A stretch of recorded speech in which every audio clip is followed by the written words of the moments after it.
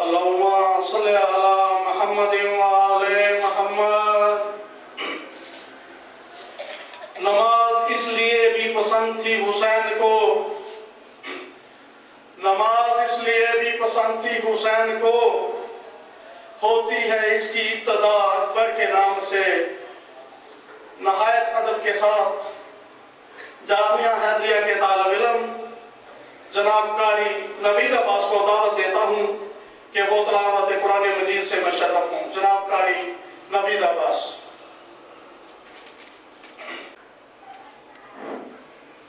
اعوذ باللہ من الشیطان الرجیم،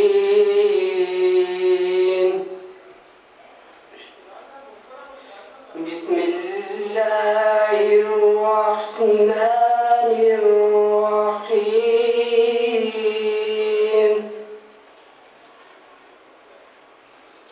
ان الذین كفروا سواء عليهم أأنذرتهم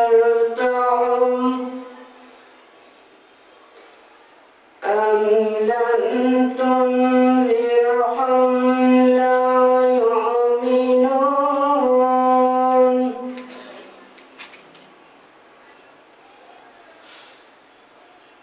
إنا أعطيناك الكوثر فصل لربك وانحر، إن شانئك هو الأبتر۔ صدق اللہ العلی العظیم۔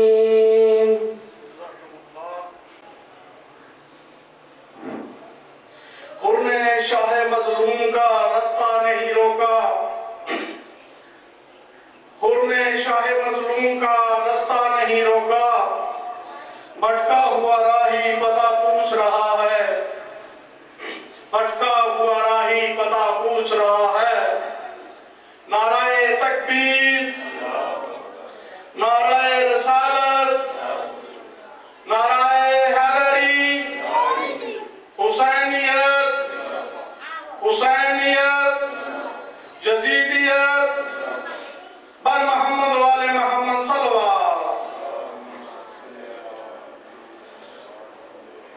نہایت ادب کے ساتھ جامعہ حیدریہ کے طالب علم جناب قاری مشتاق صاحب کو دعوت دیتا ہوں کہ وہ تلاوت قرآن مجید و فضائل محمد والے محمد سے مشرف ہوں۔ جناب قاری مشتاق صاحب۔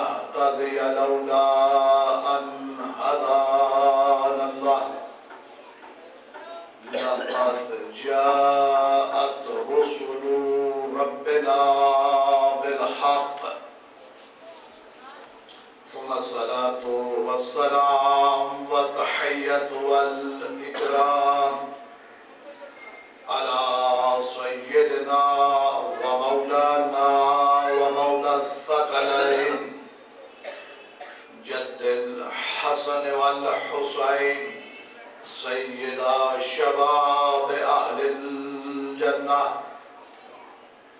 حبيب قلوبنا وطبيب نفوسنا والشفيع ذنوبنا أبي القاسم محمد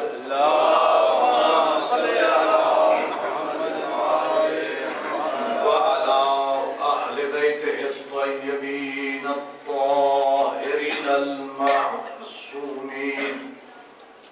الذين أذهب الله عنهم الرجس وطهرهم تطهيرا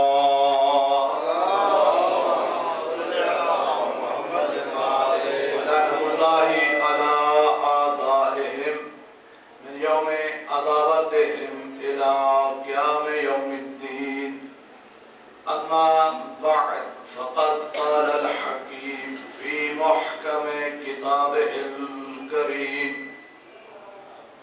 وهو أصدق القائلين وقوله الحق بسم الله الرحمن الرحيم إنا علينا للهدى وإنا لنا للآخرة والأولى صلاة بروح الله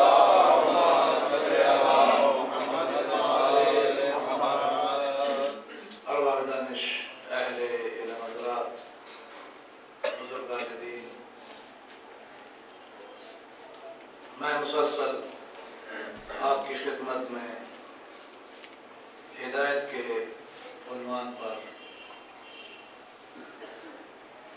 چند ٹوٹے پھوٹے الفاظ آپ کی گوش گزار کرنے کی کوشش کر رہا ہوں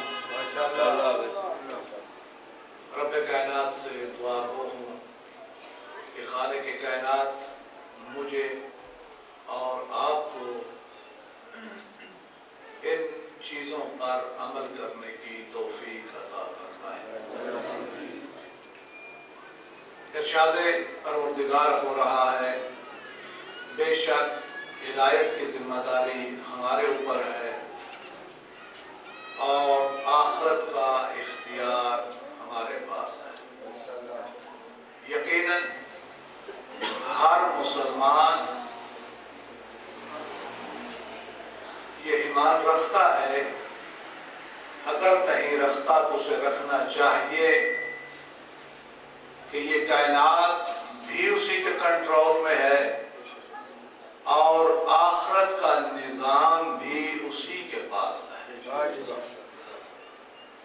یہ جو باتیں کی جاتی ہیں کہ اس نے فلاں فلاں فلاں کو جو ہے وہ مختار بنا دیا اور خود ہاتھ پہ ہاتھ رکھ کر بیٹھ گیا، یہ بہت غلط عقیدہ ہے اور دھوکہ دیا جا رہا ہے۔ ایسی بات نہیں ہے، ہر چیز جو ہے وہ اسی کے کنٹرول میں ہے، یہ اس کی مرضی ہے کہ وہ کس کے ذمہ کون سا کام لگاتا ہے۔ بعض ایسے کام ہیں کہ جو اس نے فرشتوں کے ذمہ لگائے ہیں، کسی فرشتے کے ذمہ ہے کہ وہ بارش برسائے، کسی کے ذمہ ہے کہ وہ ہواؤں کو چلائے، تو اب یہ کہا جائے کہ وہ خدا ہیں، یہ بہت غلط بات ہے۔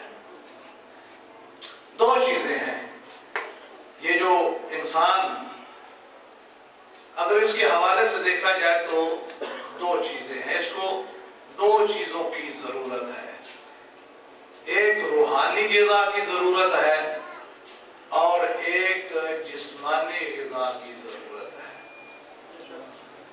روحانی غذا کے لیے اس نے انبیاء، رسول اور ائمہ اطہار کو بھیجا، اور جسمانی غذا کے لیے اس نے یہ چیزیں جو ہے فرشتوں میں تقسیم کر دی۔ ظاہر سی بات ہے کہ اگر ہم اس جسم کو دیکھیں اور ملاحظہ کریں تو آپ بھی کہیں گے کہ ان میں سے افضل کیا ہے؟ آیا جسم افضل ہے یا روح افضل ہے؟ توجہ ہے؟ جسم افضل یا روح افضل ہے، یقیناً ہر صاحب عقل یہ کہے گا کہ روح افضل ہے، اس لیے کہ بغیر روح کے یہ جسم جو ہے بیکار ہے، مردہ ہے۔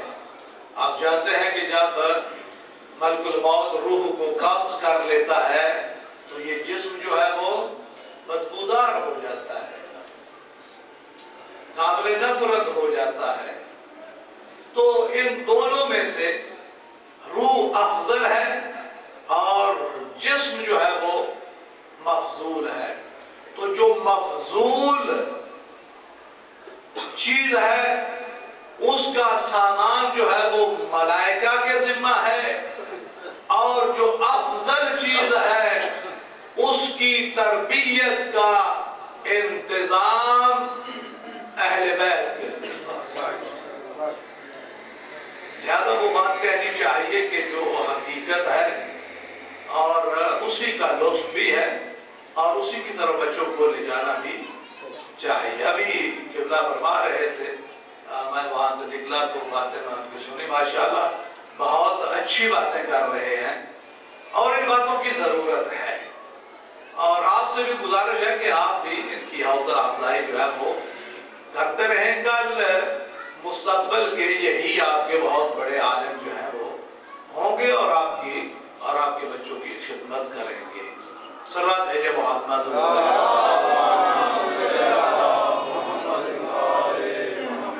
تو ہدایت کی ذمہ داری جو ہے وہ پروردگار نے اپنے ذمہ لی ہے، تو جب اس نے اپنے ذمہ لی ہے تو یقیناً اس نے اس ذمہ داری کو پورا بھی کیا ہے۔ کوئی یہ نہیں کہہ سکتا، کوئی بھی یہ نہیں کہہ سکتا کہ خالق کائنات نے اپنی اس ذمہ داری کو پورا نہیں کیا۔ ہر صاحب شعور، ہر صاحب عقل یہ کہے گا کہ واقعاً اللہ سبحانہ و تعالیٰ نے جس کام کو بھی اپنے ذمہ لیا ہے یقیناً اسے وہ پورا کرتا ہے، چاہے وہ کسی سے کروائے، لوٹ کر اسی کی طرف جاتا ہے۔ تو انبیاء آتے رہے اور اس دین کی تبلیغ کرتے رہے، مختلف مشکلات کا سامنا بھی کرتے رہے، یہاں تک کہ جب ہمارے نبی محمد مصطفیٰ صلی اللہ علیہ وسلم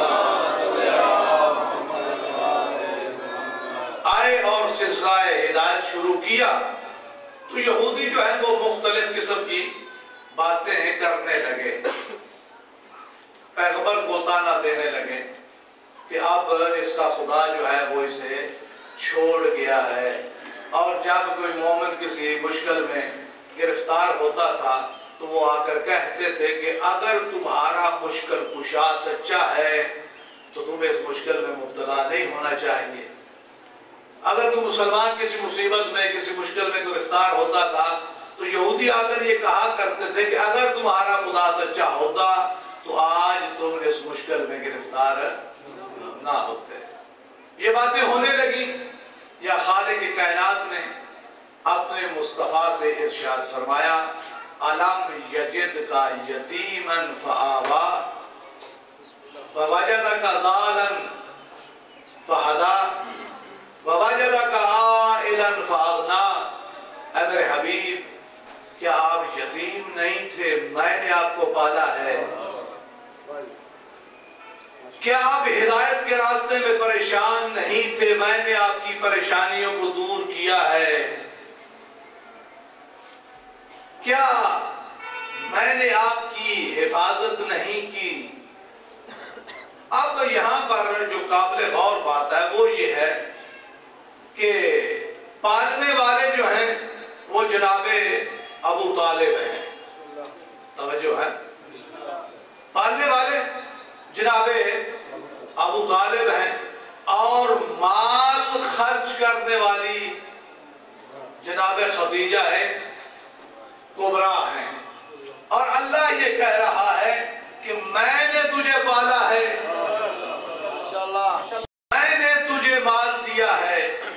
تمام مفسرین کو دیکھیں، اکثر و بیشتر ان کا اس بات پر اتفاق ہے کہ مصطفیٰ کو پالنے والے جناب ابو طالب ہیں اور مال دینے والے جناب ختیجہ کبریٰ ہیں۔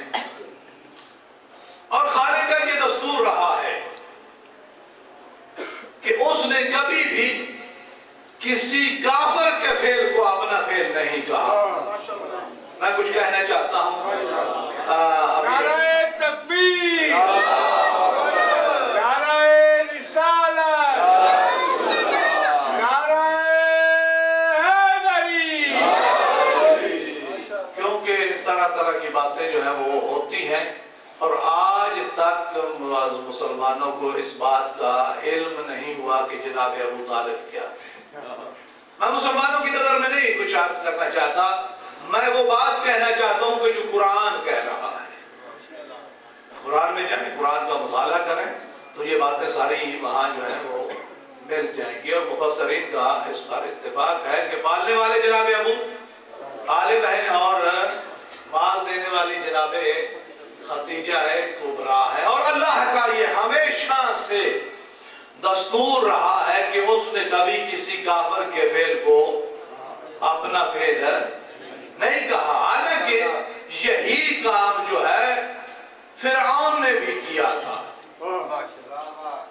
یہ کام جو جناب ابو طالب نے کیا ہے، نبی پروری، فرعون نے بھی کیا تھا۔ کیا اس نے موسیٰ کو نہیں پالا تھا؟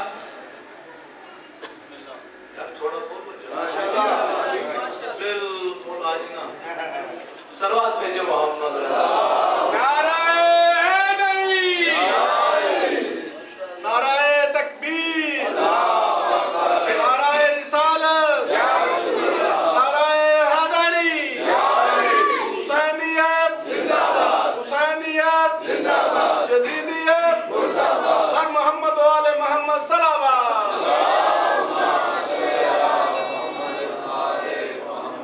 فرعون نے بھی یہ کام کیا تھا، لیکن فرعون کا جو فعل تھا اللہ سبحانہ وتعالیٰ نے اسے اپنا فعل نہیں کہا، لیکن جناب ابو طالب کے فعل کو اپنا فعل کہا۔ ہاں اتنی بات ضرور ہے کہ فرعون کی بات کو قرآن کے الفاظ میں ضرور بیان کیا گیا ہے کہ فرعون نے جب موسیٰ سے کہا عالم یلد کا ثواب بھیجے محمد خلیدہ کہ کیا ہم نے تجھے پالا نہیں تھا، اور اس کے الفاظ کو قرآن نے اپنے لفظوں میں بیان کر دیا۔ لیکن جب جناب ابو طالب کی بات آئی تو خالق کائنات نے اس کی تائید کی ہے، خود اس کی تائید کی ہے، اور اس کی دلیل یہ ہے کہ خدا جب بھی کسی بات کی تائید کرتا ہے تو وہ یا نبی ہوتا ہے یا پھر اللہ کا ولی ہوتا ہے، اس سے ہٹ کر وہ کسی کی تائید نہیں کرتا۔ حضرت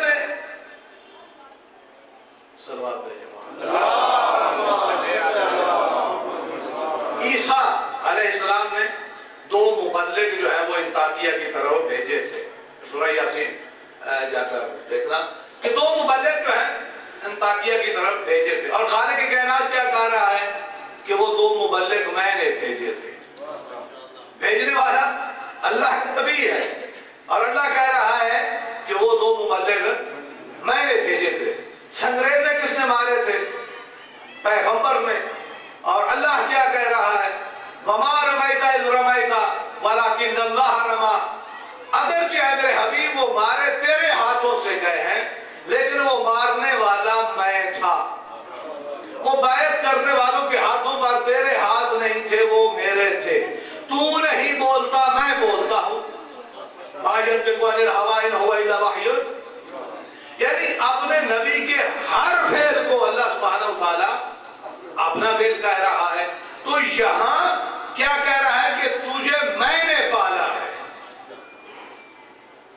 تیری حفاظت میں نے کی ہے، تجھے مال میں نے دیا ہے۔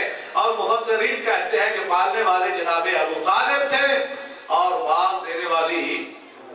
جناب خدیجہ ہے کبریٰ تھی، جس کا مطلب یہ ہوا کہ اللہ کو تو جناب ابو طالب کے ایمان پر کوئی شک نہیں ہے۔ تو جب اللہ کو کوئی شک نہیں ہے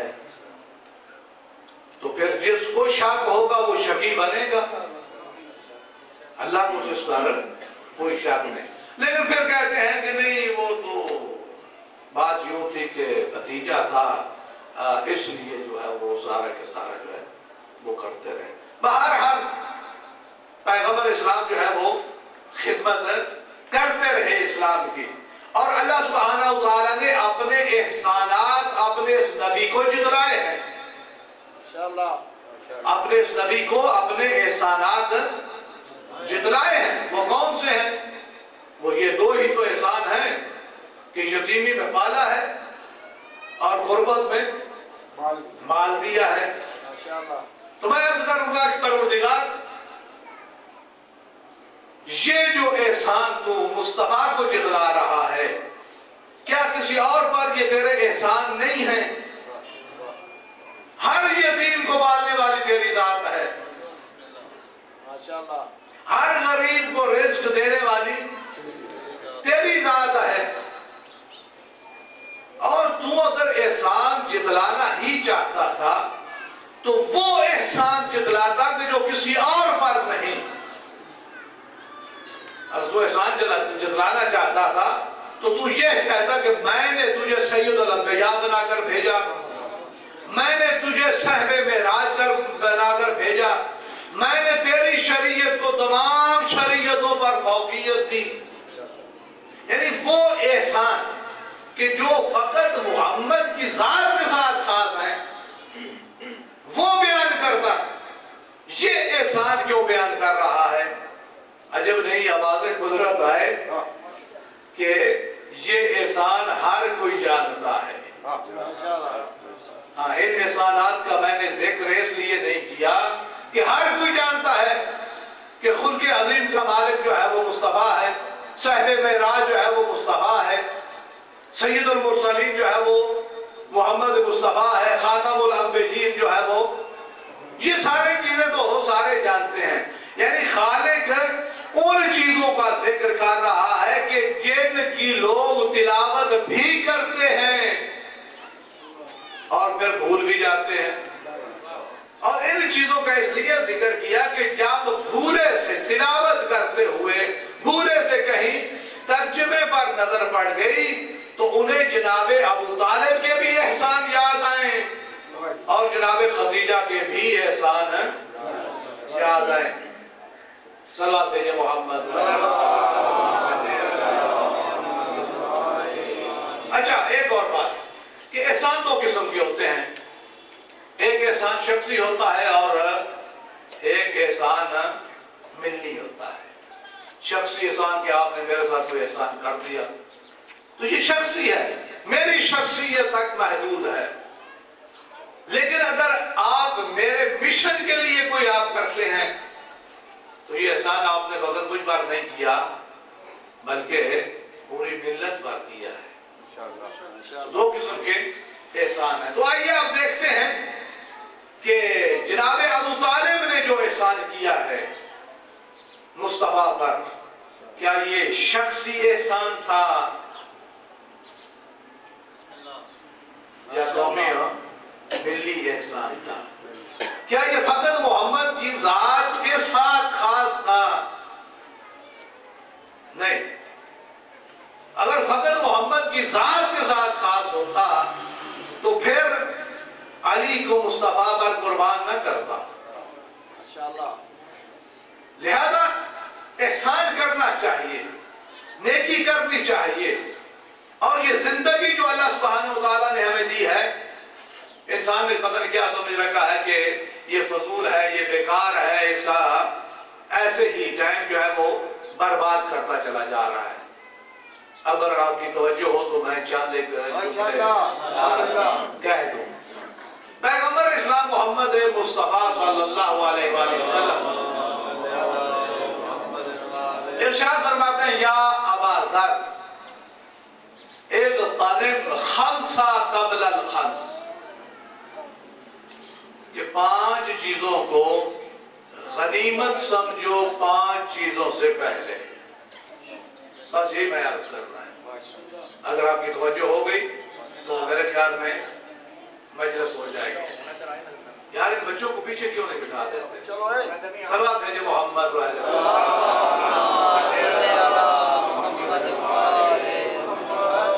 اقتنم خمسہ قبل الخمس، کہ 5 چیزوں کو 5 چیزوں سے پہلے غنیمت سمجھو. ماشاءاللہ. وہ کون کون سی ہیں؟ فرماتے ہیں شبابہ کا قبل حرام کا. یہ تیری جو جوانی ہے نا، بڑھاپے سے پہلے اسے غنیمت سمجھو. ہاں، جوانی کو بڑھاپے سے پہلے غنیمت سمجھو. بڑھاپے میں انسان بیکار ہو جاتا ہے، کسی کام کا نہیں رہتا. اگر کوئی عمل کرنا ہے تو وہ جوانی میں کرو. آپ نے حج کرنا ہے تو جوانی میں کرو. لیکن ہمارے ہاں کیا ہے کہ جب بابا جی مرنے والے ہوتے ہیں تو ہم اسے بنا سجا کر ہار وہ گلے میں ڈال کر مکہ کی طرف روانہ کر دیتے ہیں، اور اندر اندر سے شاید کہتے ہوں کہ وہی دفن ہو جائے تو اچھی بات ہے. صلوات بھیجے محمد و اہل بیت.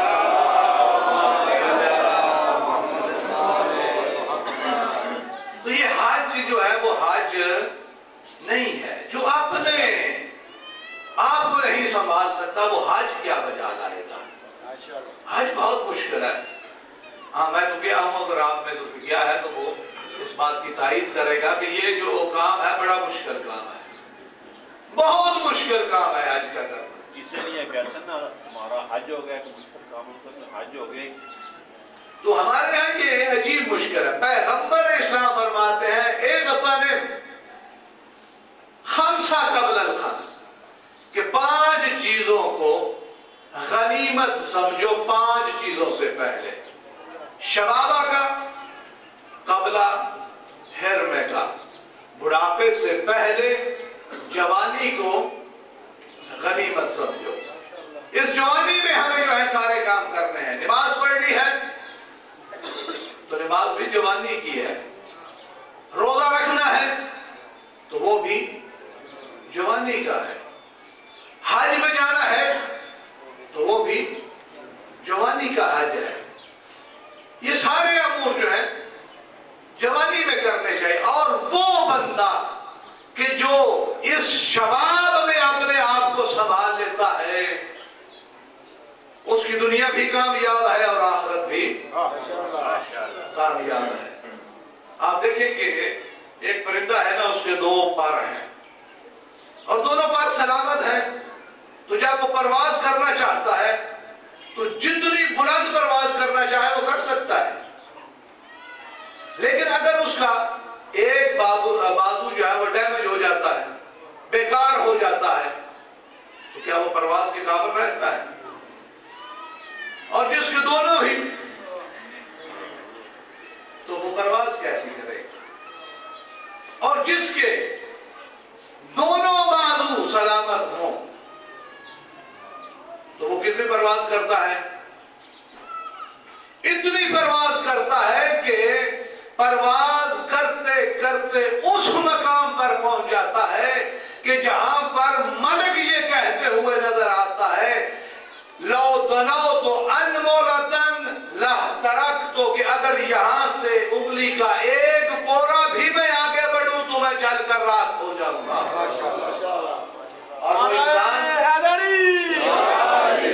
اور وہ اتنا عظیم انسان ہے کہ جو اس سے بھی آگے جو ہے وہ پرواز کرتے چلا جاتا ہے. تو پیغمبر نے فرمایا اس جوانی کو غنیمت سمجھو بڑھاپے سے پہلے. دوسری بات فرماتے ہیں کہ بیماری سے پہلے صحت کو غنیمت سمجھے.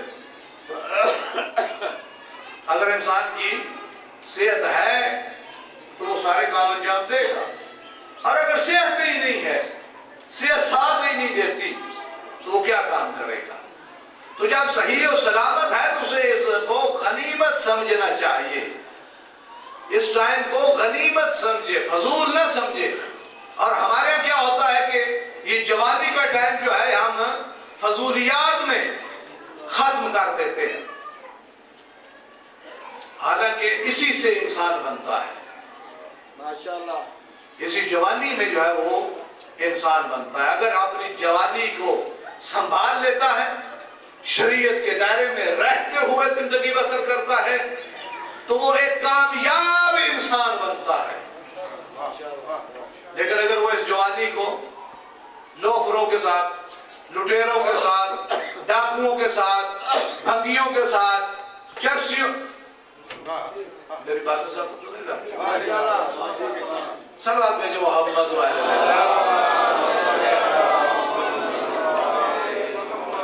تو اپنی جوانی کو جو ہے سنبھالو، بڑھاپے سے پہلے اس کو سنبھالو، بیمار ہونے سے پہلے اس کو غنیمت سمجھو۔ بہت بڑی نعمت ہے صحت۔ جب لیلۃ القدر میں آپ اعمال کرتے ہیں نا تو پیغمبر کی حدیث ملتی ہے کہ کون سی دعا مانگنی چاہیے؟ پیغمبر فرماتے ہیں اپنی صحت کے لیے دعا مانگو۔ کیوں؟ صحت ہوگی تو نماز پڑھو گے، صحت ہوگی تو حج کرو گے، صحت ہوگی تو کام کاج ہوگا، صحت ہوگی تو والدین کی خدمت ہوگی، صحت ہوگی تو بیوی کا کہنا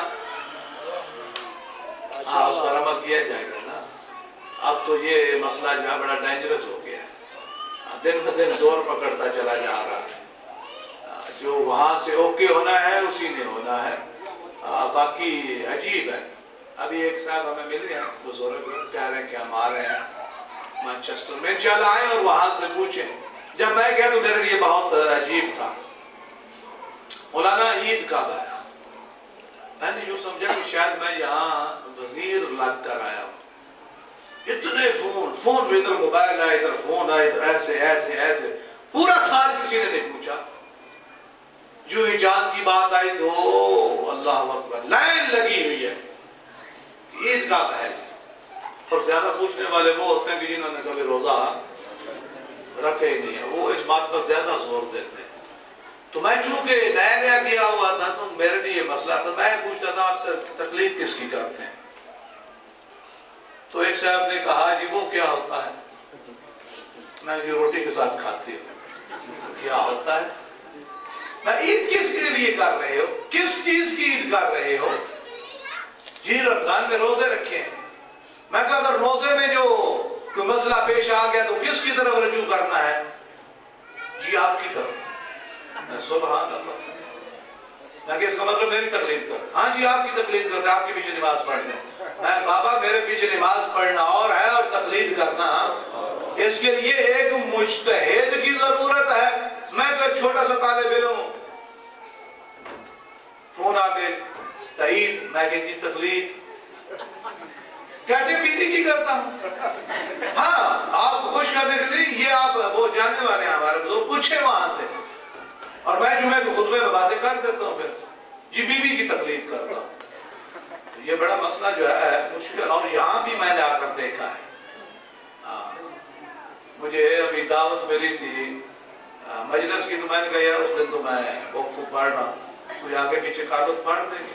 وہ کہتا پھر وزارت داخلہ سے اجازت لے لی۔ صلوات بھیجے محمد، تو کام یوں نہیں چلے گا۔ لہذا تقلید کا ہونا ضروری، اگر چاہتے ہو کہ تمہارے یہ اعمال کام آ جائیں تو پھر تو میں عرض کر رہا تھا بڑھاپے سے پہلے جوانی، اور بیماری سے پہلے، اور تیسری بات جو پیغمبر نے فرمائی کہ اسے غنیمت سمجھو، فقیری سے پہلے دولت مندی۔ جب تمہارے پاس دولت ہے تو اس دولت سے فائدہ حاصل کرو۔ یہ نہیں کہا کہ اس سے شراب پیو، یہ نہیں کہا کہ اس کو استعمال کر کے زنا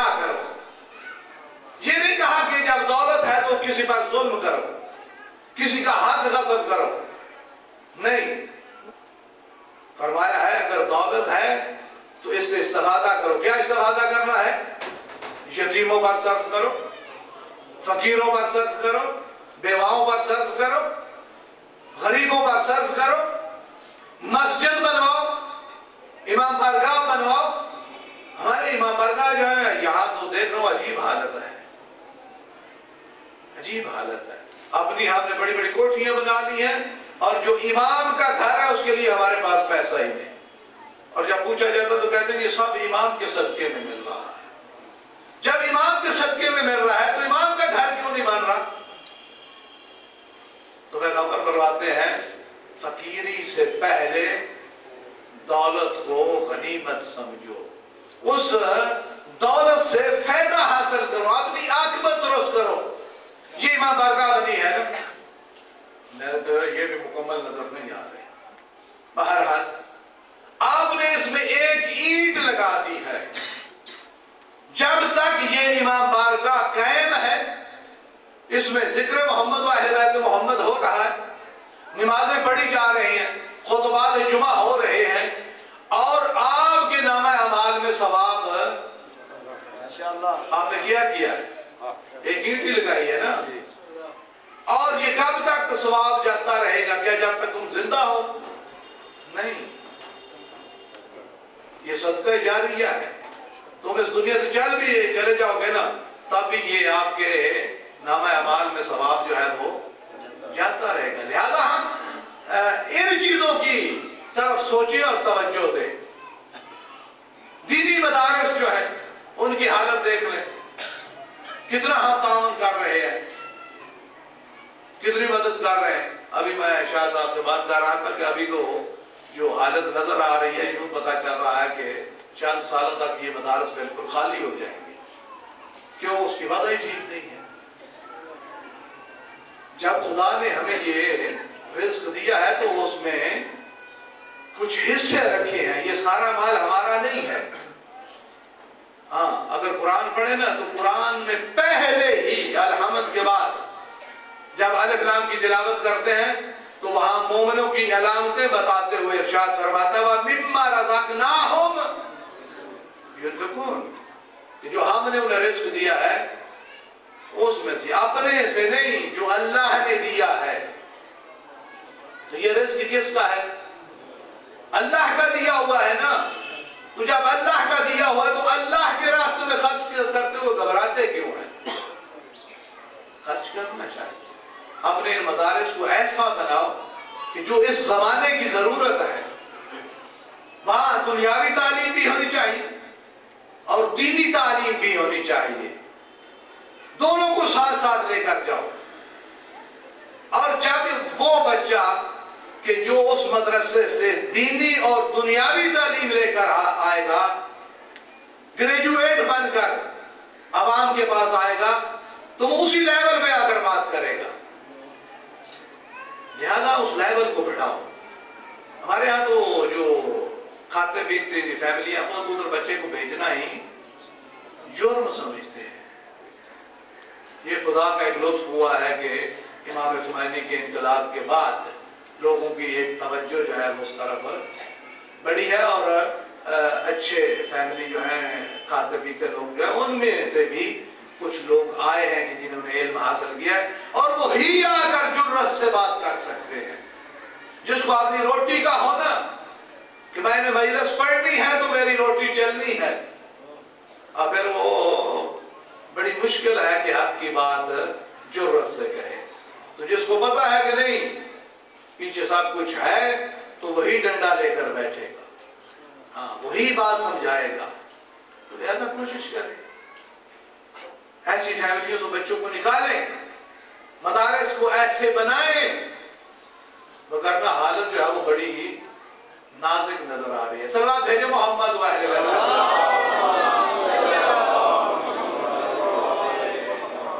पैगंबर इस्लाम मोहम्मद मुस्तफा सल्लल्लाहु अलैहि वसल्लम फरमाते हैं कि रोज़े क़यामत उस वक्त तक उस इंसान को नहीं उठने दिया जाएगा जब तक 4 चीजों के बारे में उससे सवाल नहीं कर लिया जाएगा।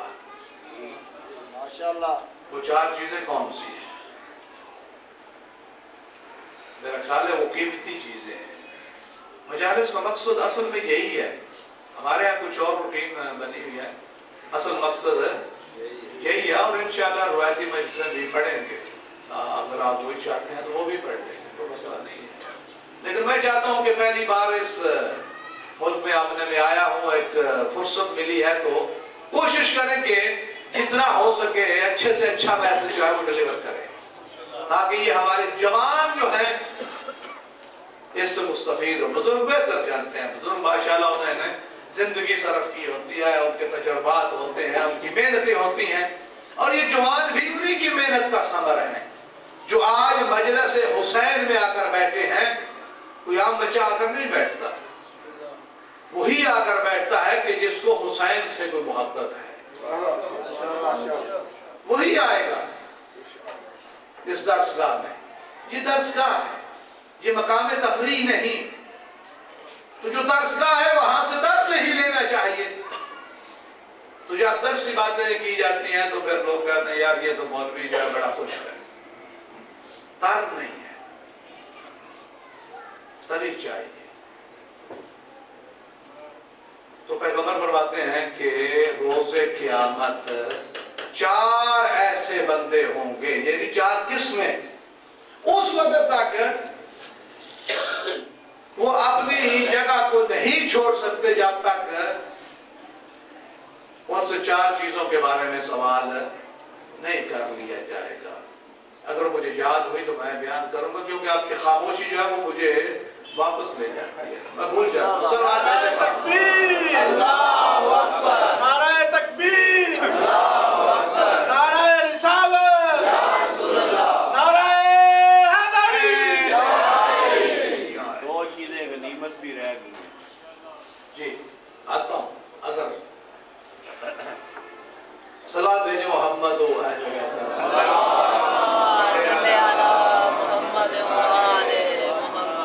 کل یہ بات چیلی موجی میں بھی کسی نے کہہ دی. میں نے 10 چیزیں بیان کی تو انہوں نے کہا ایک رہتی ہے. یار معاف کر دیا کرو، آخر انسان ہے، بھول بھی جاتا ہے بندہ. صلاۃ بھیجے محمد و اہل بیت. آپ کی محبت ہے، آپ کی یہ دلچسپی ہے کہ آپ واقعی توجہ سے سنتے ہیں کہ کون سی چیز جو ہے وہ مس ہو رہی ہے اور ہم اسے حاصل کریں. یہ آپ کی محبت ہے. واقعی میں آپ کو داد دیتا ہوں، اور اس کا مطلب ہے کہ آپ دلچسپی سے باتیں جو ہے وہ سنتے ہیں. تو پیغمبر فرماتے ہیں کہ یہ جو جوانی ہے نا، اس کے بارے میں سوال کیا جائے گا کہ اس کو تو نے کہاں گوایا ہے. یہ جو اللہ سبحانہ وتعالیٰ نے تجھے جوانی دی ہے، اس کو تو نے کہاں برباد کیا ہے. اور دوسری بات کہ یہ جو تجھے جوانی دی گئی ہے، اس کو تو نے کوہنا کہاں کیا ہے.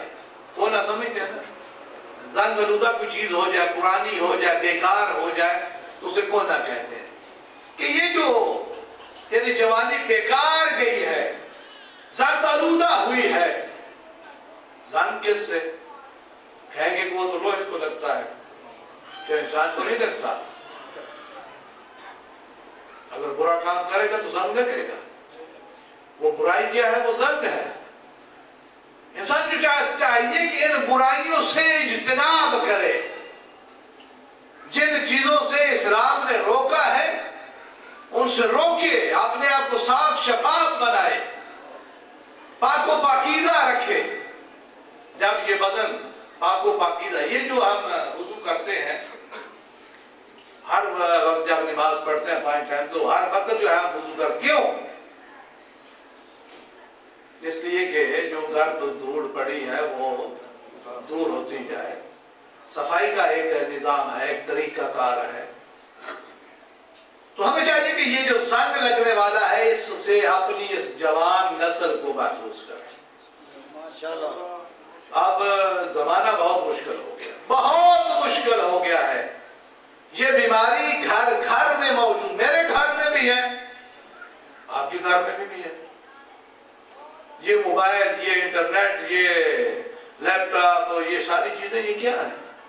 یہ ڈش، یہ یا تو پتہ نہیں ایک اور بھی وہ کیبل کیا کہتے ہیں، کیبل. تو یہ ساری کیا ہے؟ یہ بیماریاں ہیں.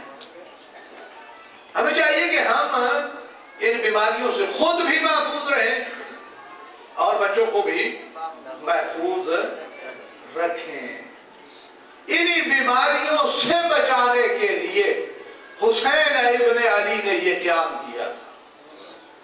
یہ جو اتنی بڑی قربانیاں دی ہیں ان بیماریوں سے بچانے کے لیے، اور پھر کوئی ایک قربانی نہیں دی،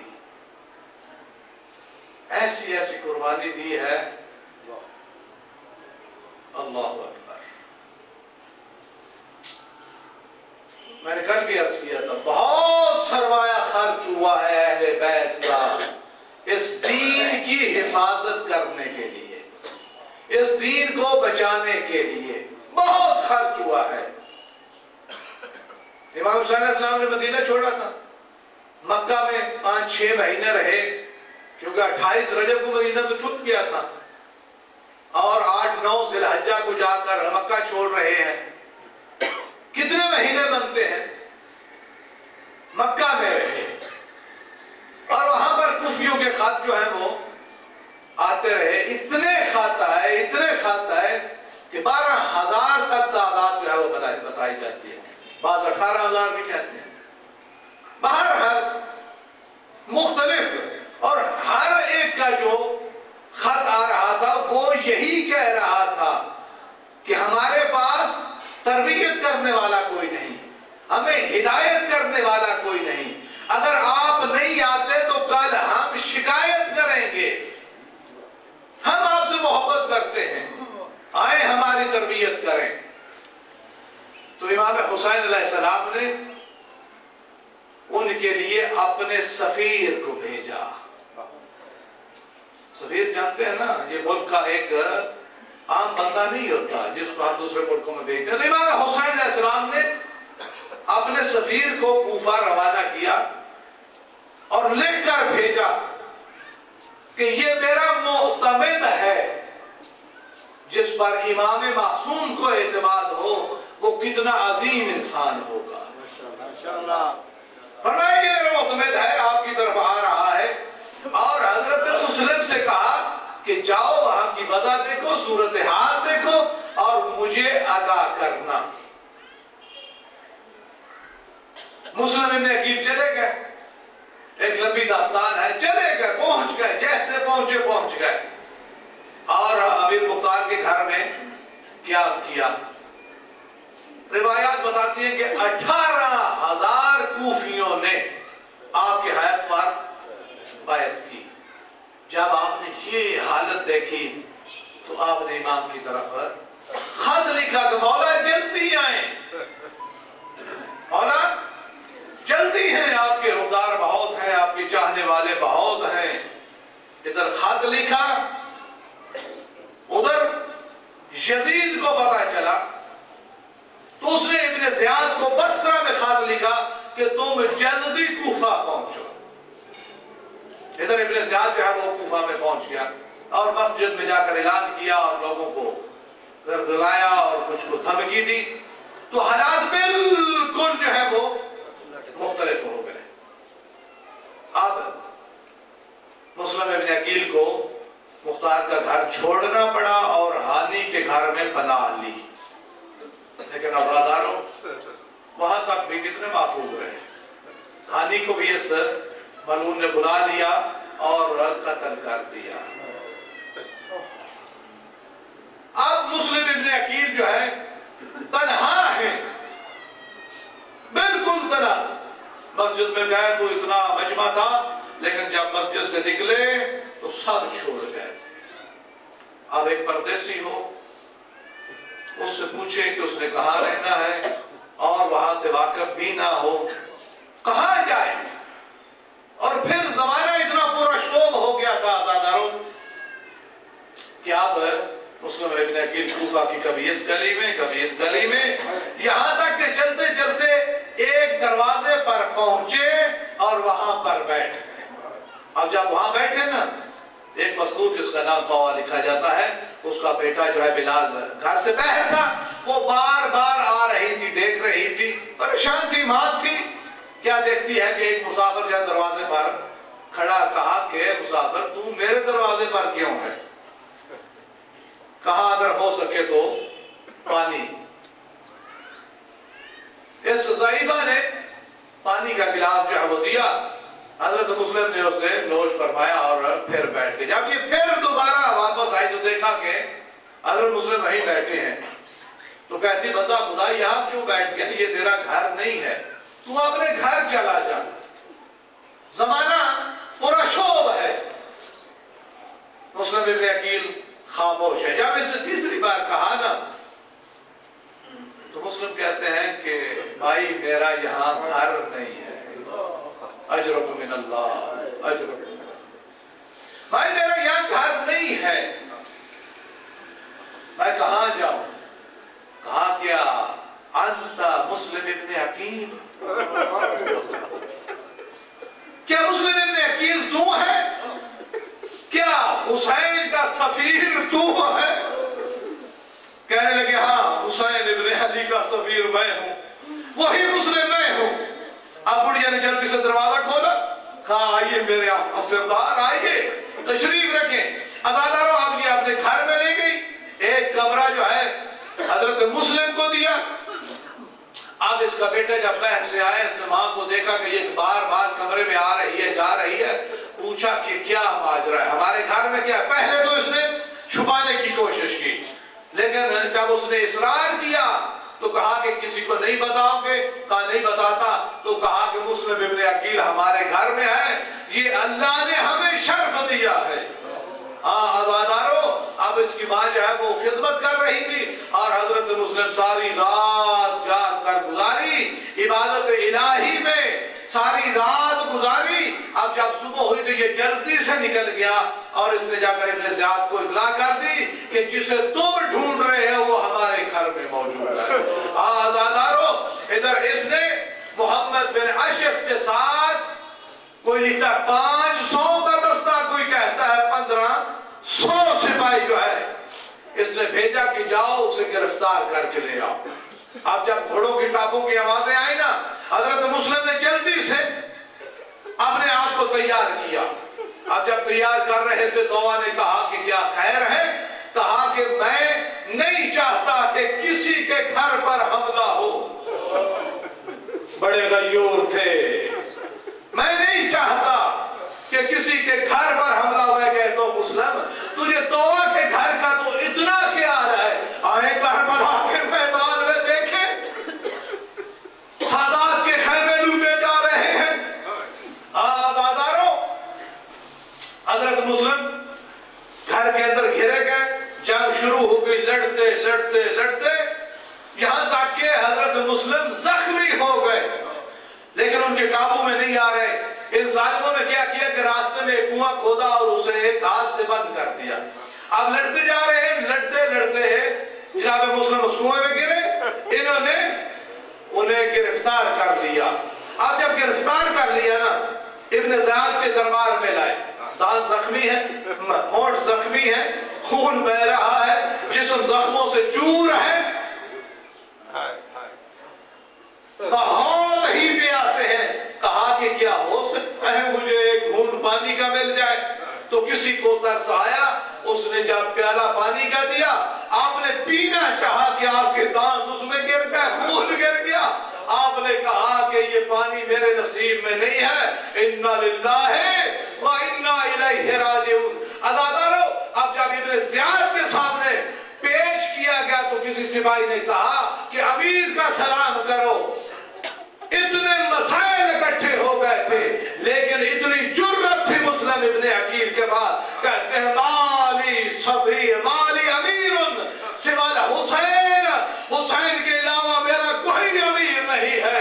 آزاداروں, اب جب میں نے یہ کہا نا تو ابن زیاد نے کہا کوئی بات نہیں ہے, انہیں امارہ کی چھت پر لے جاؤ اور انہیں قتل کر دو. لیکن آزاداروں, مجھے یہاں ایک اور بات یاد آ رہی ہے.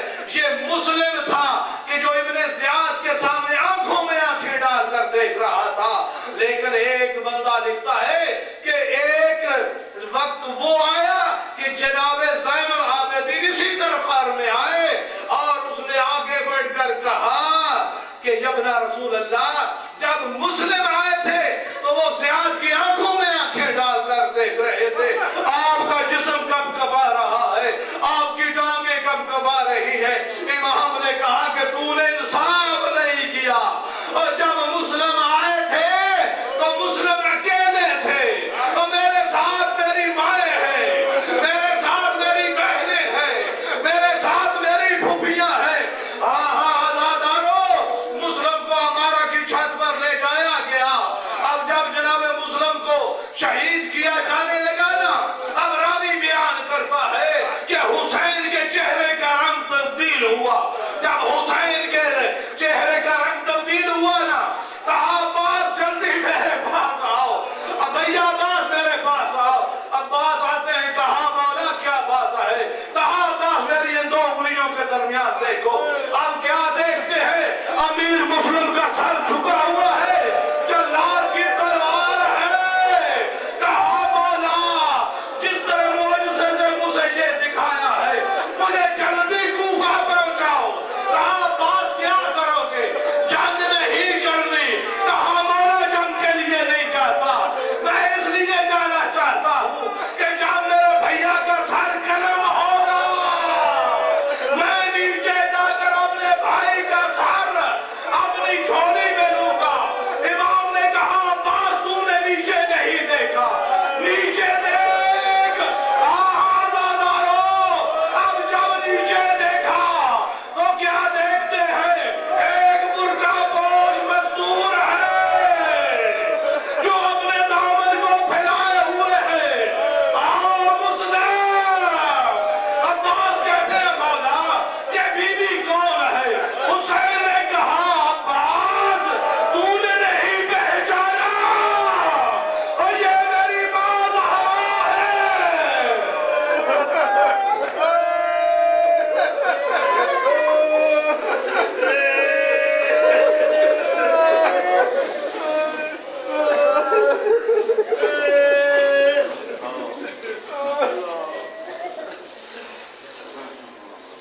لعنت اللہ علی القوم الظالمین وسيعلم الله تبارك ينقلبون يا محمود يا محمد يا على بحياته يا فطر السماوات بحق فاطمة يا محسن بحق الحسن يا كريم الإحسان بحق الحسين وبشحق المعصومين عليه السلام۔ پروردگار عالم ہماری اس بات کو منظور مقبول فرما، ہم سب کے کبیرہ صغیرہ سے درگزر فرما۔ پروردگار عالم ہمارے جوانوں کو، اس جوان نسل کو پروردگار عالم محفوظ فرما، انہیں شر شیطان شر ناس حاسدین سے محفوظ فرما۔ پروردگار عالم شیعہ جہاں کی حفاظت فرما، اسلام کا بول بالا فرما، کفر و شرک کو نیست و نابود فرما۔ پروردگار عالم ہمارے اداروں کو رونق یافتہ فرما۔ پروردگار عالم کے واسطہ محمد و اہل بیت محمد کا ہم سب کے مرحومین کی کبیرہ صغیرہ سے درگزر فرما۔ ہمارے آخری امام کو جلد از جلد ظہور فرما، ظہور کے وقت ہمیں اپنے امام کی جانثار میں معشور فرما۔ ربنا آتنا في الدنيا حسنة وفي الآخرة حسنة وقنا عذاب النار برحمتك يا أرحم الراحمين وصلى الله على محمد وعلى الطاهرين ماتم حسين یا حسین یا حسین یا حسین یا حسین یا حسین یا حسین یا حسین یا حسین یا حسین یا حسین یا حسین یا حسین یا حسین یا حسین یا حسین یا حسین یا حسین یا نبی